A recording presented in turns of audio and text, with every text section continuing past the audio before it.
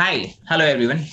Hope everyone is doing well and safe during these unprecedented times. A warm welcome to each one of you for today's Fireside live chat with Christina Stathopoulos, who is a data expert. I'm pretty sure most of you are aware of her owing to her popularity in the data world. And for those unattended, Christina is currently working as a analytical consultant at Google, where she collaborates with the industry's biggest advertisers in implementing large data projects. And alongside her corporate work, she's also a faculty at IE Business School, where she teaches analytical courses to MBA programs. And her love for teaching is remarkable and extends to being a guest lecturer at ISDI Digital Business School as well, all at the same time. And she's an avid reader and hosts a Book a Week challenge on LinkedIn, where she encourages people to finish one book every week. And if you are one of those book lovers, don't hesitate to follow her and uh, go through her LinkedIn posts. And she's also an avid traveler, where she has traveled close to more than 55 countries. And finally, she's an international speaker who is passionate about sharing her experiences and knowledge with the community. And she has a very inspiring journey to share with us in this fire chat, side chat. And there will be something for all of us to learn from her experiences. Also, alongside, I have with me Gunika Batra, who is a part of our data science team at DeFi. She'll be moderating the session along with me.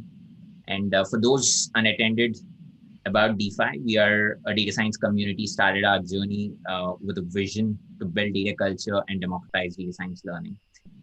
With that, let me welcome you all and let me welcome Christina here with us.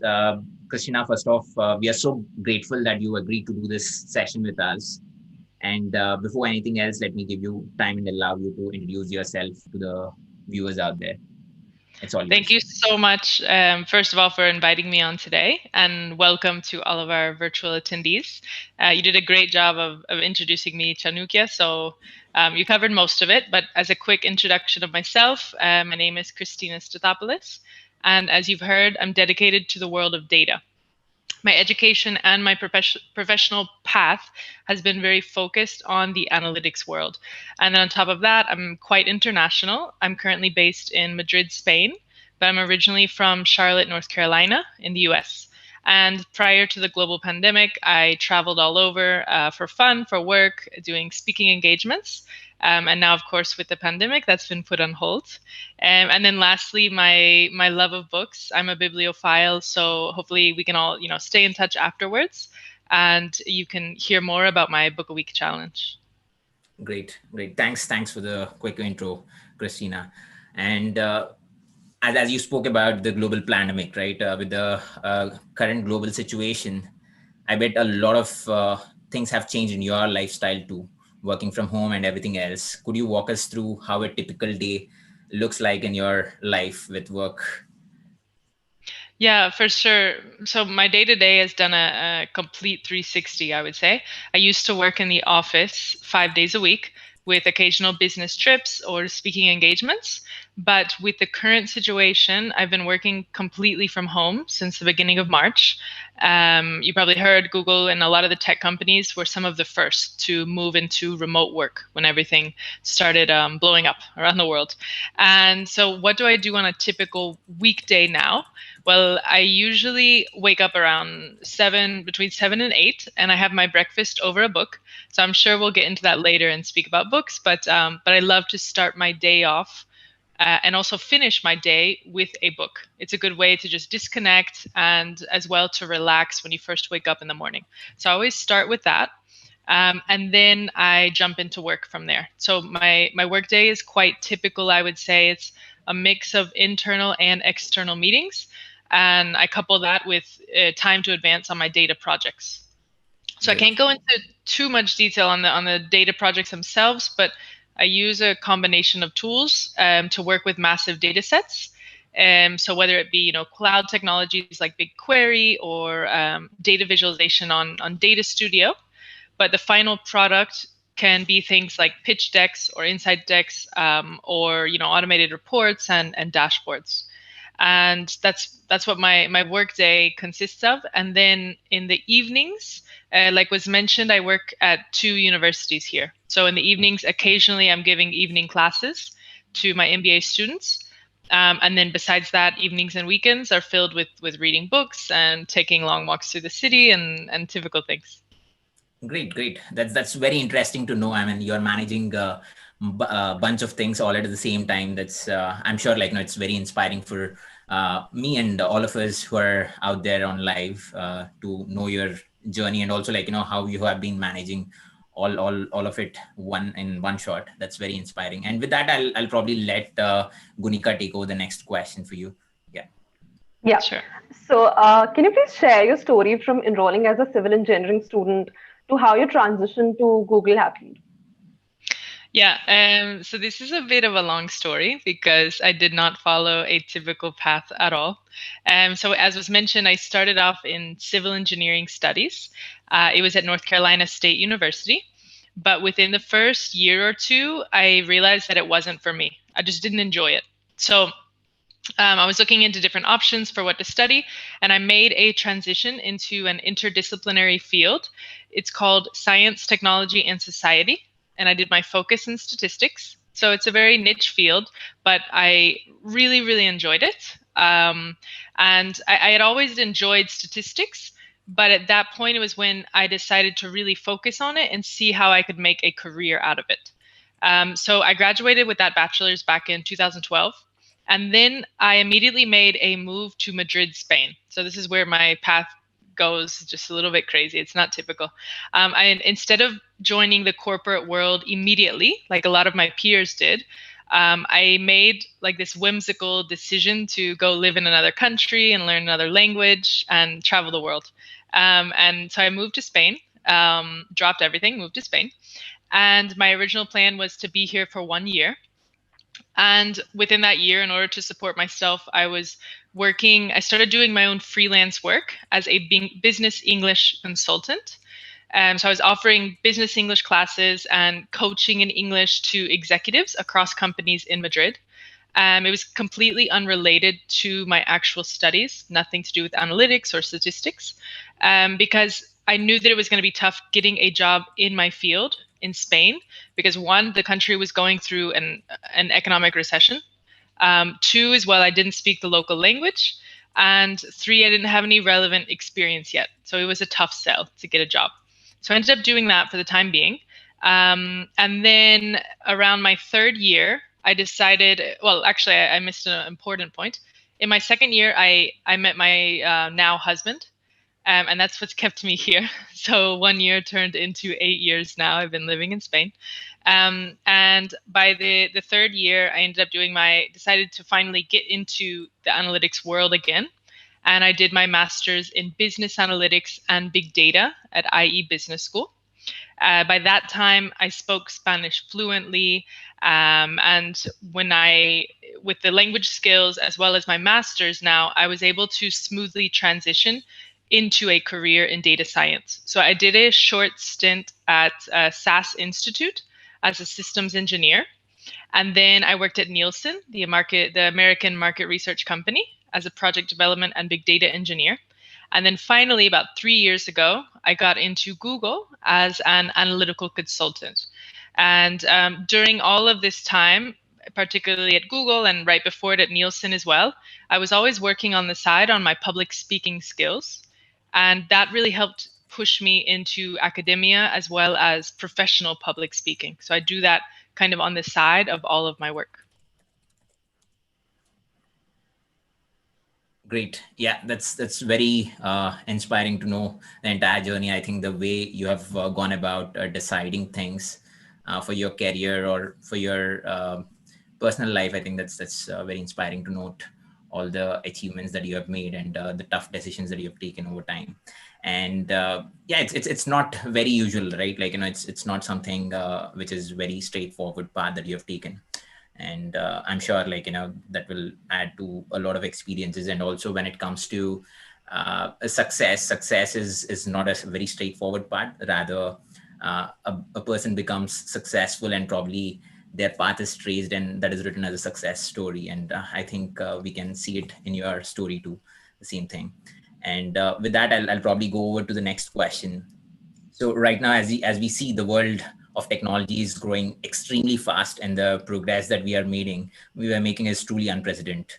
And as we are making this tremendous progress, we also see a lot of technologies or frameworks becoming very obsolete over time, and we need to be abreast with the latest techniques or technologies and frameworks. And so with that, what is your expectation or vision in the field of data science in the coming 5-10 years? Where do you see it transitioning or going? Yeah, I think we're already making a lot of progress and fast.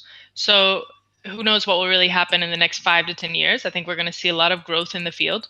I see currently that the data science space is being highlighted a lot. So companies across every sector are realizing the value of data and the importance of having their own data science team. Because originally that was something more reserved for the tech companies, but now everybody is wanting to have their data science team. So as a field, I can see more and more opportunities open as we go into the next years, and many times as well. I think these data science teams will require industry knowledge too. So not just analytic skills, but you need industry knowledge of that specific sector to join the team.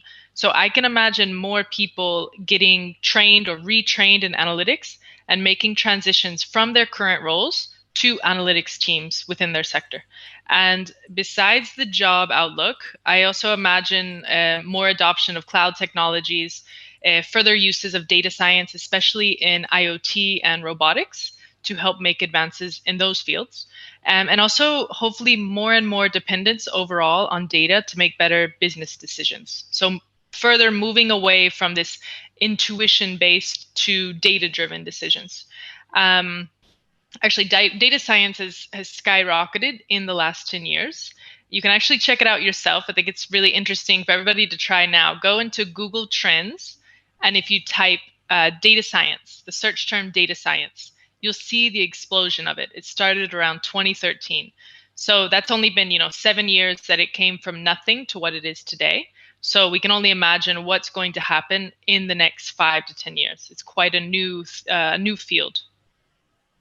Yeah, totally, Yeah. totally aligned. Yeah, I Gunika. actually have a follow-up question to that. Do you think it will still remain relevant, or will it fade out slowly?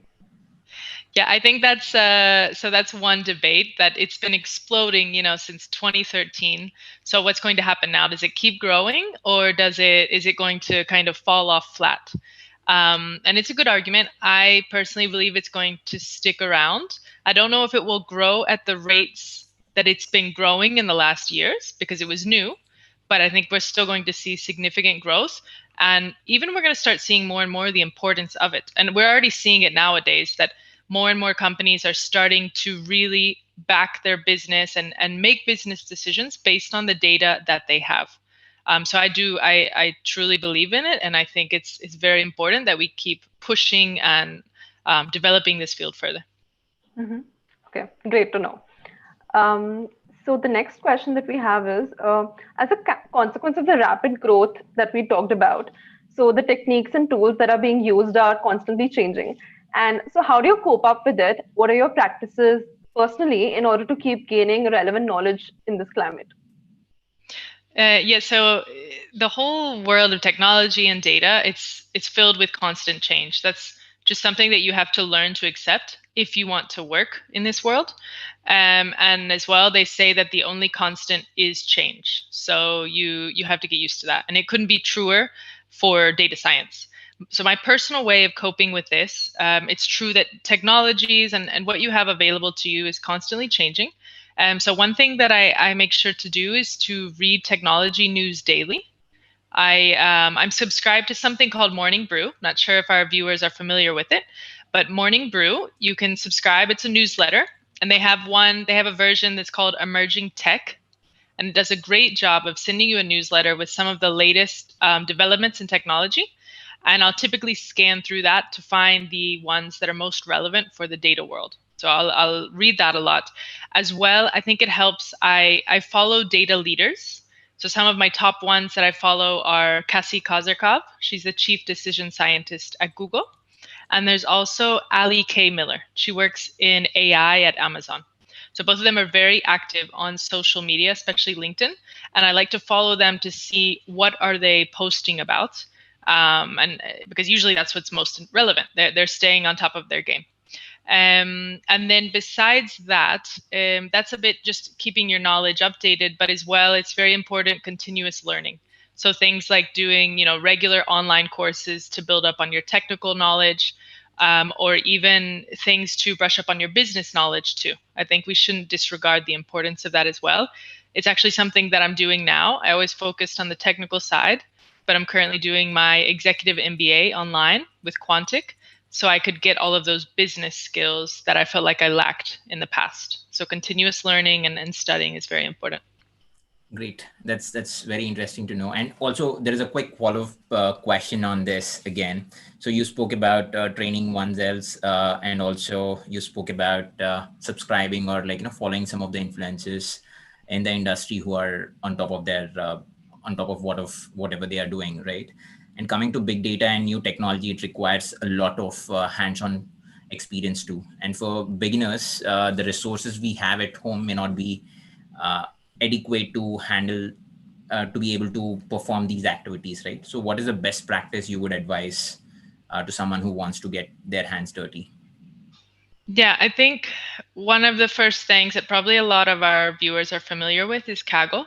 I do Yeah. really like the concept of Kaggle. I think it's a wonderful resource for you to get some hands-on practice, particularly if you're new to this or you're coming from another field, you want to get some hands-on practice. So if you're not familiar with it, it hosts like data science competitions. And there's so many competitions available on the platform now, live ones that are going on, big competitions, as well as older ones that are finished. So I think it's a really good idea to participate in some of the older competitions. So choose one that sounds interesting to you. Try to solve the data science problem, and then check out the old submissions. So see what people did in the past, read their submissions, and learn from it. It's a way to get the practice that you need if you're not able to get it at your current role. As well, another maybe not so typical thing, you can try to find volunteer opportunities. So this is something that I did. I was able to find one back when I was finishing my master's.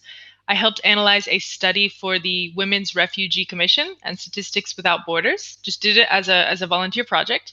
And I found this opportunity because I was a member of the American Statistical Association. So you can also find similar local opportunities. See if you can volunteer with any organizations and put some of your data skills to the test. Great. Yeah, totally aligned on that. And I have another quick question here. So coming to Kaggle and other online competition platforms, right? So the problem statements or the data sets that you would get may not be equivalent or may not be as difficult or as comprehensive as we get in the real world data challenges, right? That we get exposed to in the industry. So what is your take on that, and what kind of different resources that you would recommend when it comes to tackling or making yourself industry ready? I think that's a really good point. I think that from what I've seen on Kaggle, a lot of the data sets are quite clean. Like they've already come to you prepared and high quality. Everything's ready to go for you to do your analysis. And you're right that that's not really reflective of the actual work world, because usually one of the things that I spend the majority of my time on is actually cleaning the data and preparing it for analysis. And with Kaggle, you don't usually spend that much time doing that. So it's true, it's not exactly reflective. It helps you with the analysis part, but not the pre-analysis part. So how can you get experience with that? That's a little bit tough. I would say you might, if you want to practice that yourself, you might need to search the web for some actual raw data sets. So you have lots of them posted by like the World Bank, or you can go to the Google set data set search, and try to find raw data and clean it, play with it, and see what you can do with it. So it's a bit tough without actually getting the real experience within a job. But if you want some experience with that, you're going to need to do a bit more work and search for raw data sets online that you can play with. Yeah, okay, that's some great advice. So, through your personal experience, what are the prerequisites for someone who wants to see themselves in the position that you are today? like working as a data analyst or at data science roles at Google? Yeah, contrary to popular belief, you don't need a PhD to work in this position. But I do recommend a solid education, of course, and it will make it easier for you to get into this field if you're coming from statistics or computer science. But even you can make fairly easy transitions from engineering and even marketing and business and architecture. I've seen people from all sorts of backgrounds make the transition. So when you're doing this, whenever you're preparing yourself education wise, make sure that you understand the theory well, the statistics behind it, but make sure that you take every chance you get to have hands on experience. And then one other thing that I like to add in, because people often ask me, like, how can I get into Google or how can I get into tech? And one thing that I think is very important, and I'm not in recruiting, but it comes from personally what I've seen, that you need to find a way to make yourself stand out from the crowd. Now, I know that sounds a bit cliche, but find something that makes you special, whether it's a volunteer project that you participate in, or holding a podcast, developing a website, whatever it may be, but something that makes yourself stand out from other candidates, because you have to keep in mind that when you're applying for a tech role, the candidate pool is usually very large. So find something that makes you stand out and makes the hiring manager and the recruiter remember your name. So for one reason that makes you special. And in my case, I would say a lot of people, not just at Google, but in general, a lot of people associate me to my book a week challenge. So I think it's something just different that make people remember my name. So do something as well that makes you stand out within a candidate pool. Don't only focus on getting the best grades, but find a side project and find something that you're passionate about. Yeah. And how important do you think is masters for this position? Because usually we don't see much roles that require bachelor candidates as data science positions, but usually they require some either masters or PhD candidates.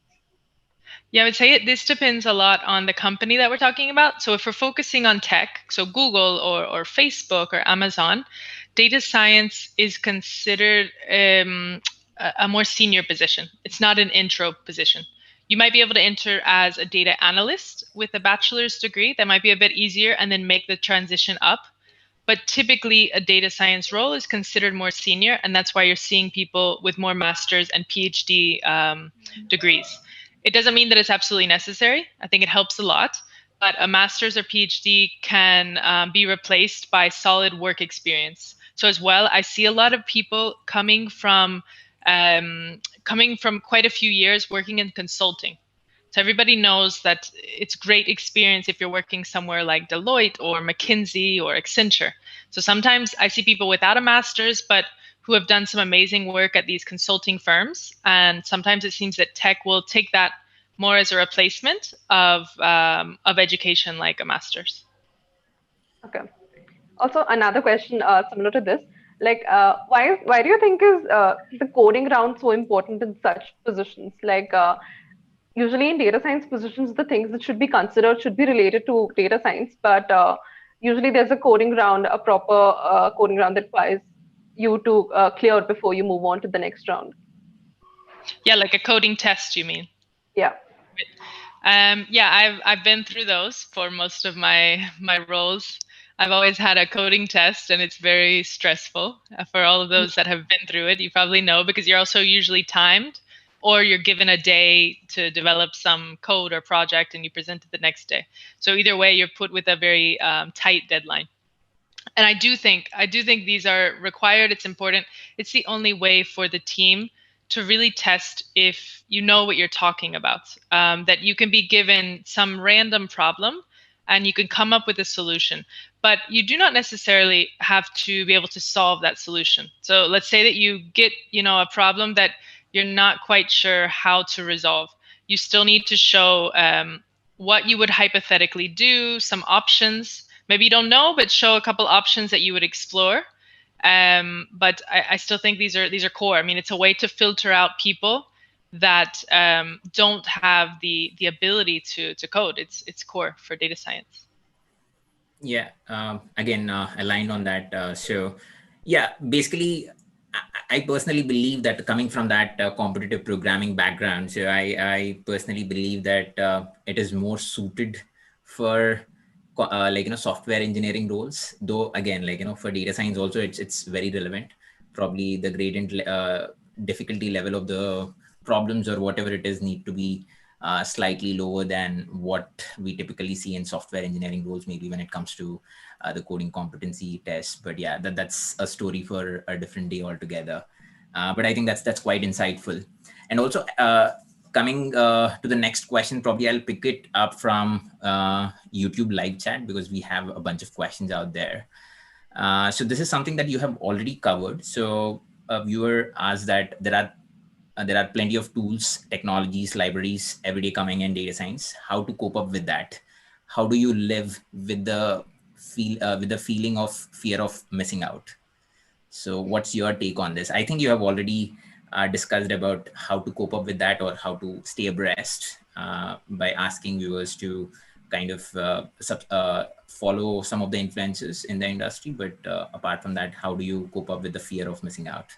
Is there any? Yes, so I can touch more on coding then. It sounds like they were talking about all the tools coming and Yeah. programming languages. So my advice in this case would be don't get overwhelmed. There's so many different options out there. But I would say find one or two languages that you want to master out of the main ones. So you can focus on things like Python, R, SQL. Focus on those and get a very solid understanding. You don't need to study all of the languages. If in the case that in the future you need to learn a specific language for a company and it's not one that you know, usually your coding knowledge will transfer quite easily and you can ramp up fast. So focus on either Python or R. I would say pick one or the other, and then make sure you learn SQL because that is absolutely a must for every data scientist. And then from there, if you want to learn cloud technologies or even get into more technical things, you can go for it. But I would say don't get overwhelmed and pick one or two to focus on and develop your skills from there. Don't worry about missing out. The world is not changing so fast that we're going to leave Python tomorrow. So Yeah. that would be my suggestion. Yeah, yeah, totally. And a quick follow-up question on this. And as you might have seen, this auto ML is becoming trendy topic in the last a year or so. And what is your perspective on it? Will it take over the machine learning and data science world? Um, I would say no, but I think there's a problem that I'm seeing happening a lot, and it's that people are using ML or auto ML to perform analyses without actually understanding what's going on. And there needs to be somebody there who understands what's going on under the hood, because if you were doing this in a company, and let's say you're presenting to a client your results, if you have to present to business level, then C level, you might be able to get away with throwing in terms that they don't understand. But if you're going to be working with a data science team at another company, they're going to ask you tough questions, and they want to know what's going on, and they want to know how to interpret the results. So I think there's still this technical knowledge and theoretical knowledge that's always going to be required if you want to do these things properly. Okay. Yeah. So we have a question from YouTube which asks how to enter data science or analytics field from the as an MBA fresher. Okay, so this one, I get this quite a lot because I teach MBA students, and it really depends a lot on your situation. It depends a lot on your background, because if you have zero experience in this field, then an MBA is not going to be your turning point. That's going to be a tough one. You need to get some kind of experience. So it really depends on your background. One option that I've seen a lot of people do is either there's these dual degrees that are offered where you can do like 1 year MBA, 1 year big data, master in big data. There's other people that I've seen doing a boot camp. So they'll study their MBA, and then immediately after, there's these boot camp programs of 3 months of intense coding, and you learn from zero to expert practically how to do solve data science problems. So really, again, depending on your original background, it's going to depend on how much you need to further your education to make that transition. Now, the good thing is that if you're doing an MBA, you probably already have some sort of prior experience within an industry. Maybe it's retail, maybe it's energy. So I would say the easiest transition then is after your boot camp or master's experience is to try to move on to an analytics team, maybe an analytics manager, but still within your industry. So you can make the connection back to your past experience. So it wasn't for waste. So if you were working in retail prior to the MBA, now go manage a analytics team at, I don't know, some retailer, or even to Amazon would make a lot of sense. So always try to find that connection back to your past experience. Yeah. Great, got it. And also, this is another follow-up question for the previous question that we had. So, is practicing data science, data structures, and algorithms important for data science roles? So, for example, if we take software engineering roles, the prerequisite or the one of the first rounds is a DS algo round, which is a data structures and algorithmic round, which is a technically a coding round. So, is data structures and algorithms so important for data science? I think they are referring to the software engineering side of things or the comparative programming side of things. So what's your take on it? Yeah, I don't think it's absolutely necessary. I think it will be very particular roles of data science that are going to need that. So it's absolutely not necessary. Like you said, it comes from software engineering. Maybe I would say this becomes more important if you're into more data engineering. Then it would be even more important in your interviews. But really depends on the company whether they're looking at their data scientists as very, very, very technical or closer to the business side of things. If they are closer to the business side of things, then I think that that this is not necessary at all. Yeah. So, and also a quick another question. Again, it is from YouTube. Being a bit higher up at Google now, is coding a part of your daily work tasks? Yes, it is all day. So I don't manage a team at all, actually. I manage projects and I work with clients. So since I'm developing my own projects from start to finish practically, then I do my own coding and I build my own final projects or final dashboards. Got it. Aligned. And so probably I'll go with next question. Yeah, Gunika, go ahead, please. There's one question on YouTube that asks, like, do certifications actually help? Probably they're talking about the online certifications that are available. Yeah, I think it's a good question. Do they help? I think they're not going to replace, it's not at the point now that it's going to replace something like an official master's, but I think they can help if you know how to sell them.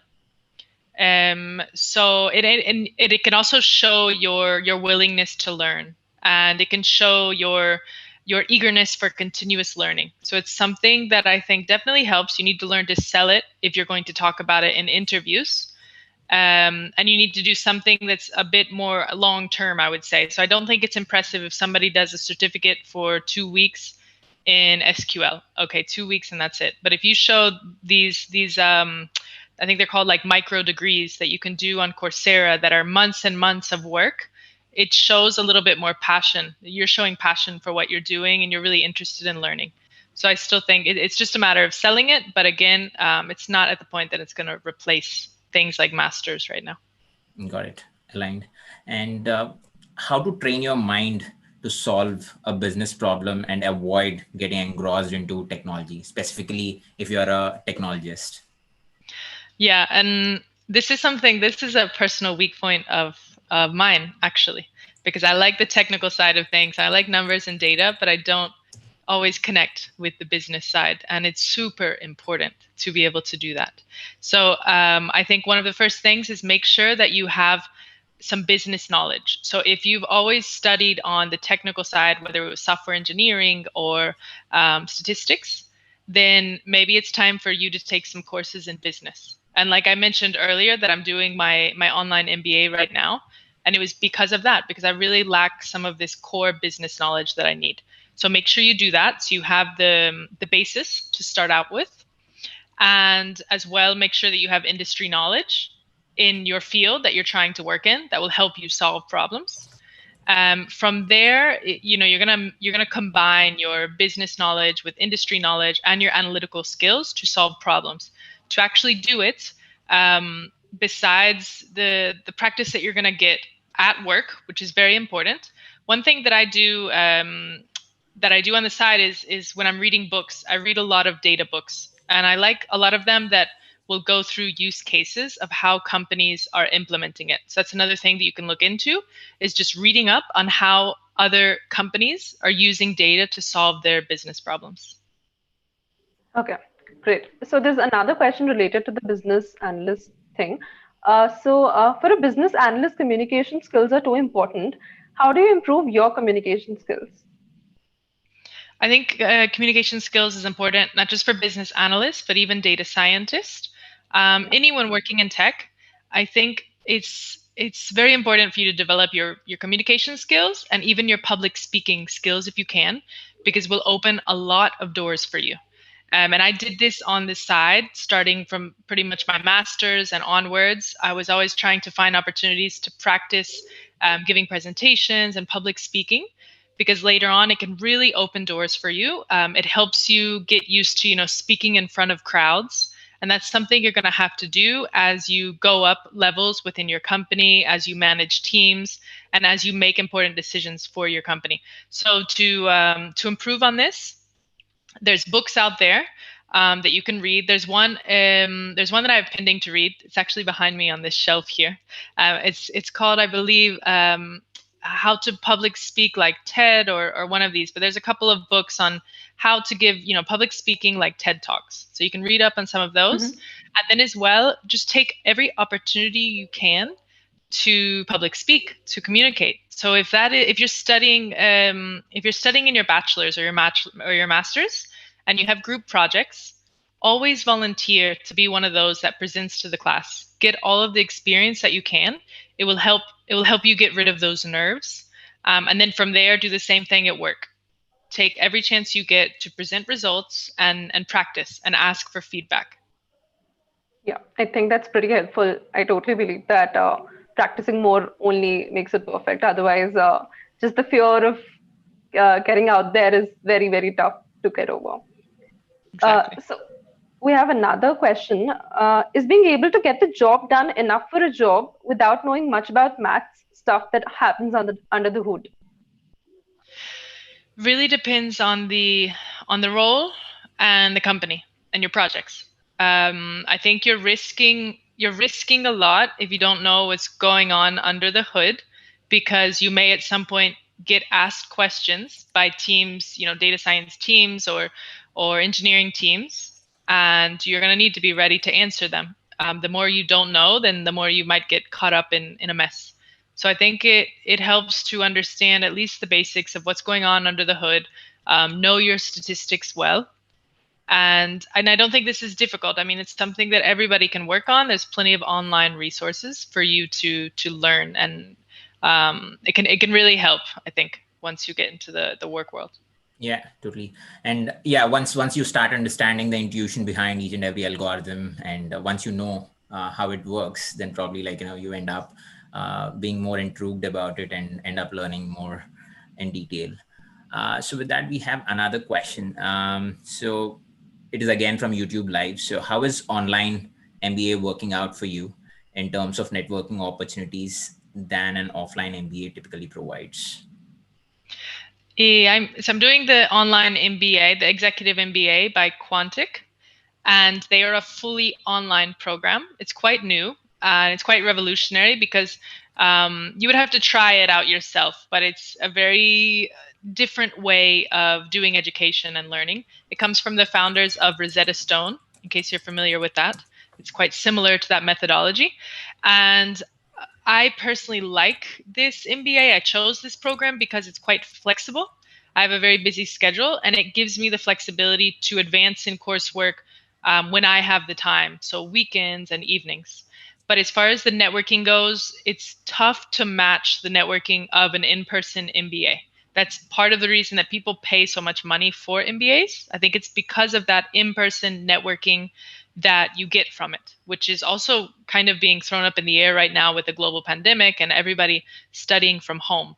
But this is really a matter of how much do you want to invest? How much are you expecting to get back? Those in-person MBAs do give you the personal touch that can really help later on when you have this, network of friends. But still in the online, I have met a lot of people and, made friends there, but it's virtual. So it's not quite as personal as it could be. Yeah.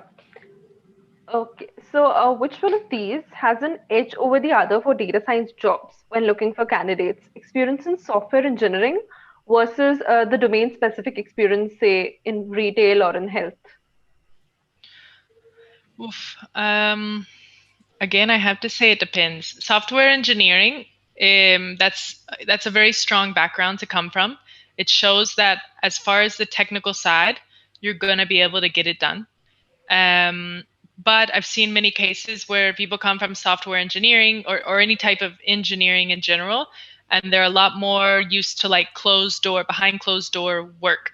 So that can really limit you at work if they are expecting someone who is going to be client facing and be ready to tell stories with data and present the results. So that will depend a lot on the person, because data science typically will require a bit more client facing. And the other option of being of knowing the domain knowledge, the industry knowledge, that can be very important. It shows you can connect to the business side of things, but then again, it will depend on how are your technical skills, because if you have that but you're not able to keep up on the technical side, then you're not going to be able to keep up and you're not right for the job. So Right. Yeah. And we have another question. So time management is greatest skill that everyone should acquire. How are you managing reading books, newsletters, job, MBA? What inspires you to manage everything? So this is more of a personal thing, but yeah. my schedule is very busy. Yeah. You can ask my husband. I'm constantly doing things, but it's also a bit of my nature because I can't sit still. I like to be multitasking and doing many things, and it keeps me alive. And I think it helps that I'm passionate about what I do. So I read books, but I do that because I enjoy it. I truly enjoy reading, and I like learning new things. And I do that instead of, say, watching series every night. So it's just a matter of kind of changing your habits, and finding your passion. And then, as something like the MBA, let's say, that's not something that I'm very passionate about, to be honest. I'm not passionate about the business side of things, but I'm kind of forcing myself to do it, because I know that it's something that could help me in the future and it's knowledge that I lack. So I would say that as far as time management, make sure that you mix your time with things that you're truly passionate about with other things that you're doing more for professional development, maybe a little bit more boring, but think of it like, oh, I study my MBA for 2 hours tonight, and that means tomorrow I can read a book for 2 hours instead.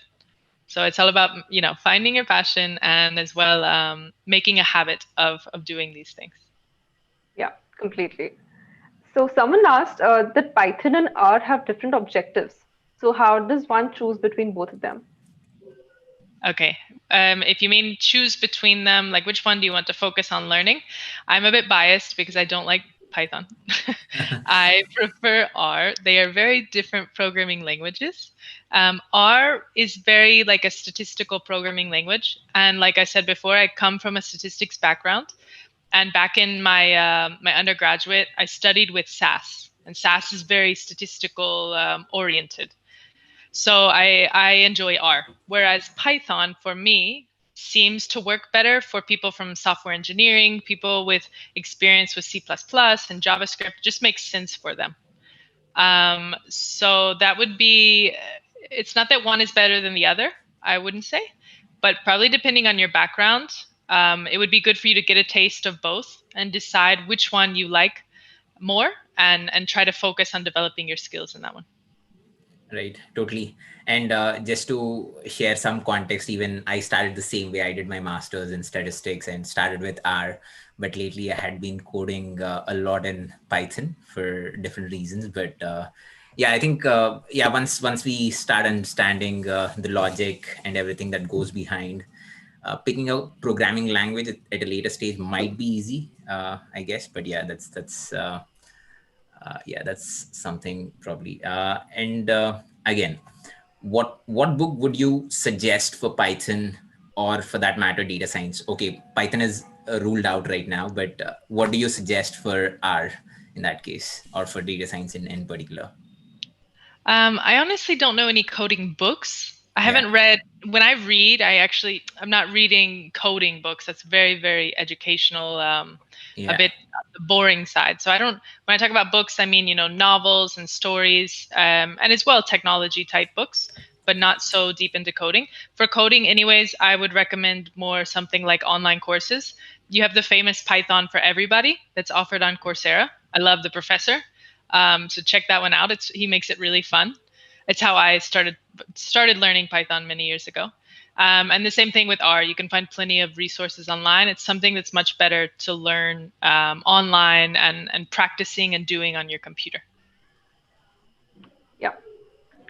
So there's another question that there are a lot of low code.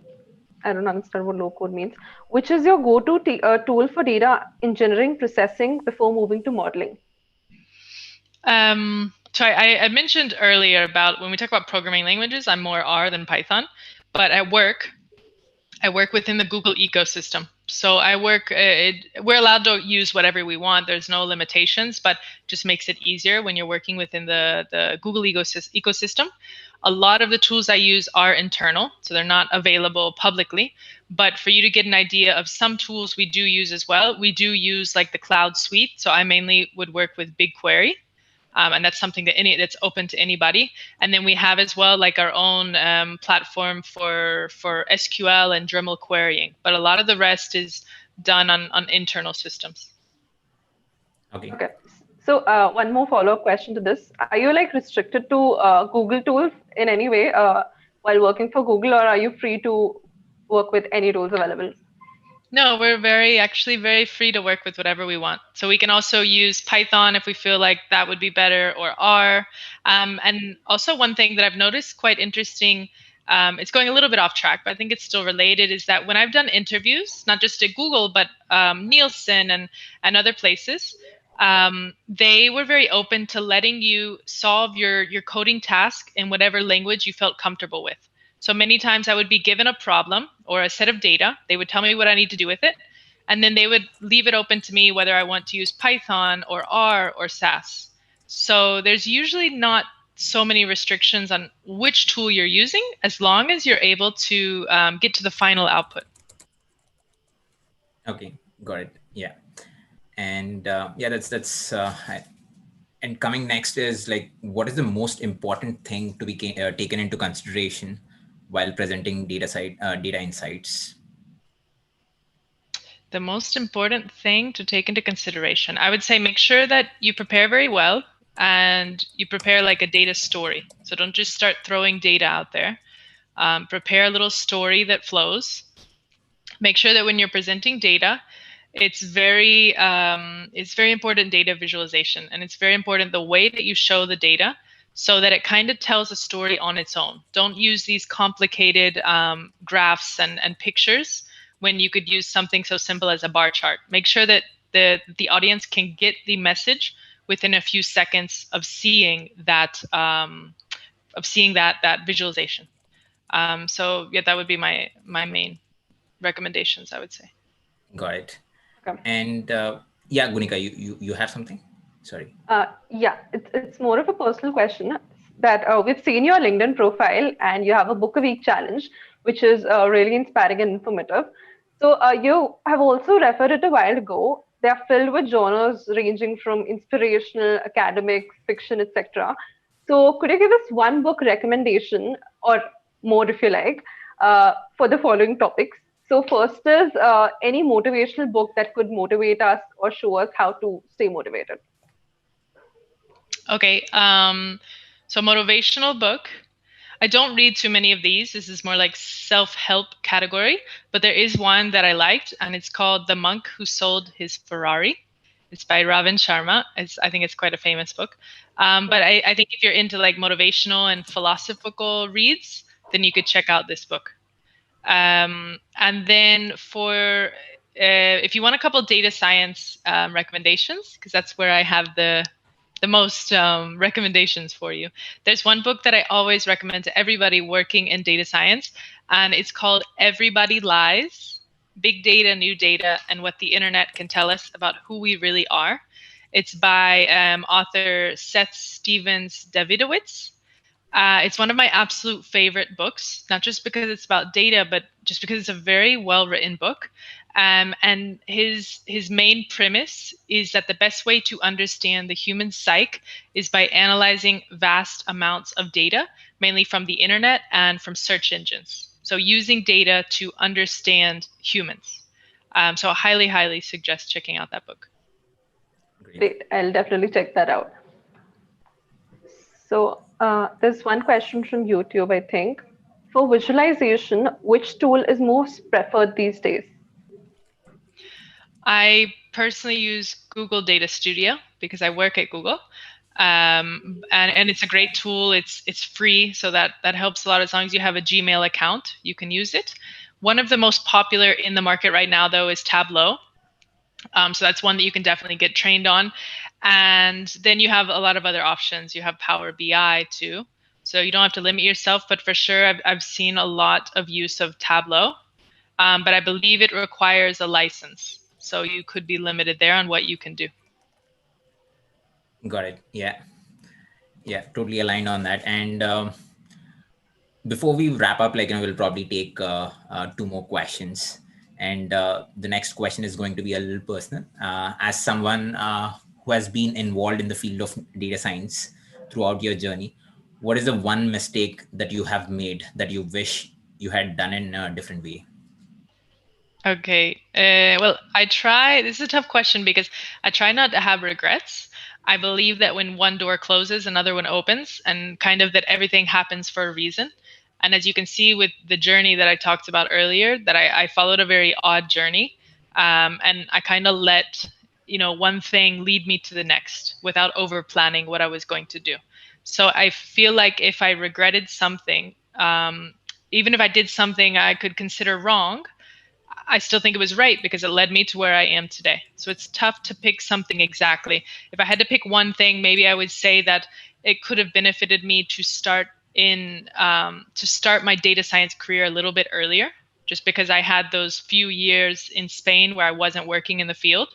So maybe I could have advanced a little bit further then. But again, I don't regret it because I still feel like it led me to where I am today. It helps me stand out. So it's not something that I would necessarily change if I was given the opportunity. Got it. Aligned. And we have one more question. So basically, how and what are the data science leaders? Okay, so this is more on the ethical AI and what it brings and more equity to the society we live in. How are data science leaders thinking about it or perceiving about this aspect of ethical AI and what impact it could have on the society? Yeah, I'm surprised we haven't had any questions pop up earlier about ethics because I think there's a lot of talk of ethics with big data and AI, and it's something that cannot be overlooked. It's very important, especially considering now that algorithms are almost controlling a lot of parts of our lives. So I think that there's a lot of work being done, but there's still not enough. You do see different laws being passed to help protect one thing, which is user privacy online. You've got things like the GDPR, the General Data Protection Regulation in Europe. We'll probably see something come up in the Americas. Brazil passed their own recently as well. And then in Asia, I'm sure will be coming up with things like that. So, but I think there's a lot of work to be done in that field. It's actually one that really interests me. So I have read a couple books on it that I suggest to everyone. I have one here because I always make sure to bring a couple of my books with me. Okay. It's one of them that I brought to the call. So this one is called Weapons of Math Destruction. And it's exactly about what you're talking about the ethics in all of these data and algorithms all around us. Right. Yeah, I recommend reading a couple books up on this because it's quite interesting. Great, interesting. And again, a quick follow-up question on this. So how are some of the leading organizations, let's say Google or Amazon or anything for that matter, are championing this I mean, when I say championing this, the ethical AI, and how can upcoming data science enthusiasts get engaged in this? I think you have covered the second part of it, but you can take on the first part. Yeah. Yeah, the first one I don't know too much about because, there's people who are actually dedicated to this, Right. and I don't work exactly in that space. A lot of these companies have, everybody has their own regulations that they have to follow within the company. Whether you're a data scientist or an analyst, you know what restrictions you have, like on what data can be shared and what can be analyzed exactly, and anonymization of user data. But I don't work, up to the ethics level. And there's people who are actually dedicated to doing this and solving these challenges of ethical AI. Got it. And yeah, one more question on YouTube. What is your view on uh, the impact of artificial intelligence in agriculture? If you have any standpoint on that, and what kind of In agriculture, that's a yes, yeah, very specific question. I've never worked in agriculture. I know that there's AI applications to it. I remember having read it in books before, but I don't remember the exact applications now. I wish I did, but I don't. And there's another as well. I think it might have popped up. There's a series that I'm watching on YouTube now. It's called The Age of AI. If you haven't heard it, then check it out. And pretty much every episode goes through like 2, 3, 4 use cases of AI in different industries. I don't remember if there's one in agriculture, but there might have been.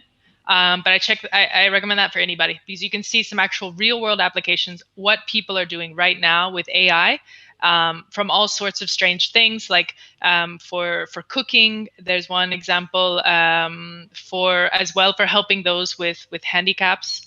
So all kinds of different applications. Great. So the final question, I think, our audiences range from young college freshers to seasoned tech personnel. Do you have any messages for them before we wrap up the session? For everyone, I would say, because we haven't really touched on this, as a recommendation, do not underestimate the power of networking. LinkedIn is a fantastic tool to help launch yourself, your career, give yourself a name. So take advantage of it. As well, do local networking, attend events, connect with others in your community. So always take advantage of networking. And then the other thing, just to highlight, and we touched on it, was the importance of public speaking as well. So make sure that you take every chance you get to develop your public speaking and communication skills, because it can really help you climb up on the corporate ladder later on. Yeah. Any tips you have for people to network better on LinkedIn? I'm very active, so do that. Be very active. Post interesting content, and not just post regularly, but engage. So a lot of people get into the habit of just posting an article every few days, but make sure that you engage with your network too. Write comments and what you think about what others are posting, and make sure to connect with people locally in your field. Send them a message, and send them a message with meaning. That's very important. I get a lot of messages that just say hello, but send a message with meaning and make that connection. Yeah. great. And yeah, I think we are pretty much done with the questions. We have few more on YouTube. Probably, like, we'll take them later on. And with that, thanks a ton, Christina, for your time, and, like, for your valuable inputs. There is a lot we could learn from your experiences, and I wish more power and more strength to you to continue motivating and inspiring many more people like this. And thanks a ton for your time, and thanks for agreeing to do this. And any final thoughts that you have to share, please feel free to do so. Yeah. Thank you so much for having me on here. And as well, I can share with you, Chanukya, later. I'll share with you a big data book list, so you Yes, can sure. share with all of our viewers in Yes, case you're yes. interested. Because that's one thing I can help recommend on, is if you want to read a book, I'll tell you which one. Yeah. And for all the viewers out there, don't miss out the opportunity to connect with Christina and follow her book a week challenge. And I'm sure, like, one should be a avid reader, and by reading a book, we gain a lot more knowledge over time. That's very invaluable. Thanks a ton, everyone, for joining, and thanks a lot, Gunika, for being there and moderating the session. And Yeah. thank you. Thank you, everyone. Thank you.